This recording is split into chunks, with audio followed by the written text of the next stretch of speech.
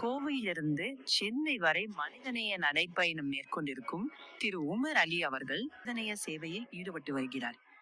இந்த முறை சீர்காழி வந்தடைந்த அவரை வெற்றிக்கழகத்தின் சீர்காழி மேற்கு ஒன்றிய செயலாளர் திரு கமல் அவர்கள் நேரில் சென்று வரவேற்று சுமார் 500 பேர் பயன்பெற பிஸ்கட், குளிர்பானங்கள், உணவுப் பொருட்கள் வழங்கியதுடன் அவரது அடுத்த கட்ட நடைப்பயணத்திற்கான செலவுக்கும் உதவி செய்து உற்சாகப்படுத்தி வழி அனுப்பி வைத்தார்.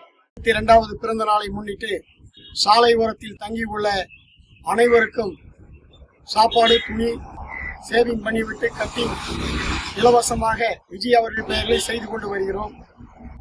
இங்க வர்ற வழியில சீர்காழி மேற்கொன்றிய வெற்றி கழகத்தின் செயலாளர் டி கமலஹாசன் அவர்கள் மற்றும் அவர்கள் சேர்ந்த செயற்குழு உறுப்பினர் ஐயப்பன், அறிவு, மணிவேல், ஜெயராஜ் அனைவரும் மற்றும் வல்லவன் மற்றும் வல்லவன் அவர்கள் சீர்காழி எல்லையிலே என்னை வரவேற்று விஜய் சார்பாக தலைமை மாண்புமிகு விஜய் அவர்கள் வெற்றி கழக தலைவர் வரவேற்று அன்புடன் உணவு வாங்கி கொடுத்து இங்கே சாலை ஓரத்திலே தங்கியுள்ளவர்களுக்கு 50 பேருக்கு பிஸ்கட் தெரிவித்துக் கொள்கிறேன்.